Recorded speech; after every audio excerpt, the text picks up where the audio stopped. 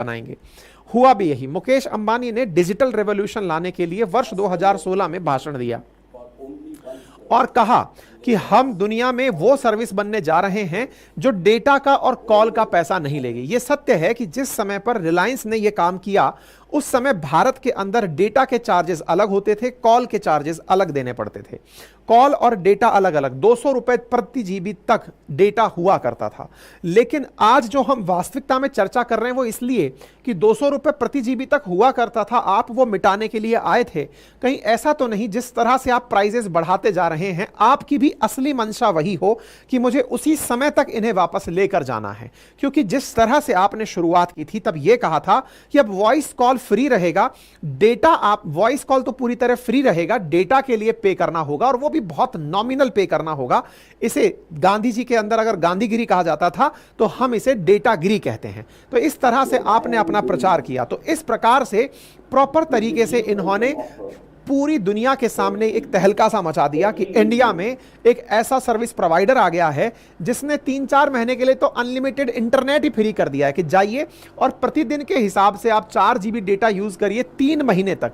लोगों को पहले कंजप्शन हैबिट डलवाई गई, यानी कि एक ऐसा नशा जिसकी लोगों को आदत नहीं थी। 200 जीबी भी कहां पर, एक 200 रुपए का 1 जीबी भी जहां एक और लोग पूरे महीने चला लेते थे, आपने 4 जीबी प्रतिदिन देकर के 3 महीने तक फ्री का आदत डाला।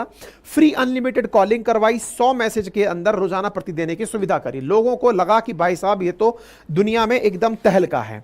अब बड़ा इंटरेस्टिंग बात यह था कि अगर 4 जीबी डेटा आप किसी को देने लगोगे तो वो प्रतिदिन उस डेटा का क्या करेगा। इस डेटा के लिए इन्होंने बकायदा 6000 से ज्यादा मूवी फ्री में उपलब्ध कराई, 1 करोड़ से ज्यादा गाने उपलब्ध कराए कि अगर आपको डेटा मिल गया तो कंज्यूम कहां करोगे, डेटा मिल गया लेकिन चलाएं क्या इससे। उसी दौर में 2016 के अंदर देश में एक तरह से वास्तविकता में सस्ते इंटरनेट के कारण इंटरनेट क्रांति ने जन्म लिया। आज जो इंटरनेट बेस्ड जो सर्विसेज हैं, फिर चाहे वो उबर और जोमेटो हो, फिर चाहे ओया और ओलो हो, ये ओला और ओयो हो, या फिर एडटेक कंपनियां हो, चाहे यूट्यूब पर चलने वाला कंटेंट हो, ये सभी इंटरनेट के बहुत आसानी से उपलब्ध होने से बहुत तेजी से फैलना शुरू हुआ। इसके लिए बाकायदा इन्होंने बहुत ही सुगम तरीके से लोगों को अपने साथ एंट्री करने का तरीका बनाया। Unlimited free call, unlimited HD video, ना जाने क्या क्या सुविधाएं देकर अपने साथ में ले लिया।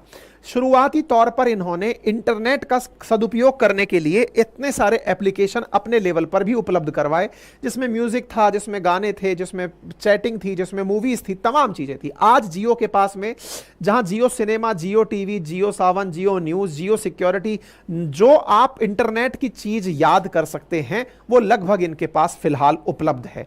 जिस समय ये आए थे जब इंटरनेट इतना महंगा था, इन्होंने इंटरनेट के दामों को एकदम धड़ाम से नीचे गिरा दिया। इंटरनेट के दाम को नीचे गिराने से मार्केट में, यानी इंटरनेट प्रोवाइडर जो कंपनियां थी, एयरटेल, वोडाफोन जैसी जो कंपनियां थी, उनको 17,000 करोड़ के आसपास का नुकसान हुआ। जियो का शुरुआत जबरदस्त हुआ। दिसंबर 2016 तक फ्री ऑफर दिया गया। उस फ्री ऑफर को फिर इन्होंने 3 महीने के लिए एक्सटेंड कर दिया। 31 मार्च 2017 तक हैप्पी न्यू ईयर ऑफर करके दे दिया, जिसमें अनलिमिटेड डेटा, वॉइस, यानी कि ये लोगों को सस्ते की आदत डाल रहे थे, फ्री की आदत डाल रहे थे। धीरे धीरे लोग इनसे जुड़ते चले गए। हालात ये हुए कि दिसंबर तक ही इनके पास 52 मिलियन सब्सक्राइबर जियो ऐप पर हो गए थे। यानी एक तरह से यह समझिए कि इन्होंने जियो यूजर्स की संख्या में बेतहाशा वृद्धि देखी। फिर हैप्पी न्यू ईयर आया और हैप्पी न्यू ईयर ने इन्हें 100 मिलियन सब्सक्राइबर क्रॉस करा दिया। मतलब जियो का जो जियो यूजर था वो बढ़कर के 100 मिलियन को क्रॉस कर गया। हालांकि इनकी शिकायत करने के लिए बड़ी सारी कंपनियां, कंपटीशन कमीशन ऑफ इंडिया भी गई, लेकिन वहां पर कोई सुनवाई नहीं हो सकी। फाइनली इनका ये ऑफर चलता रहा। कंपनियों को भी इनकी तरह नीचे उतरकर सस्ते ऑफर्स देने पड़े। फिर जब मार्च का खेल खत्म हुआ तो अगले 12 महीने के लिए आप प्राइम मेंबरशिप ले आए मात्र 99 रुपए में, कि प्राइम मेंबरशिप ज्वाइन करो, 99 रुपीज में सारी फैसिलिटीज मिलती रहेंगी और अगर इंटरनेट यूज करना है तो उसके लिए फिर एक फीस तय कर दी गई। धीरे धीरे इन्होंने लोगों को पहले सस्ते की आदत डाली।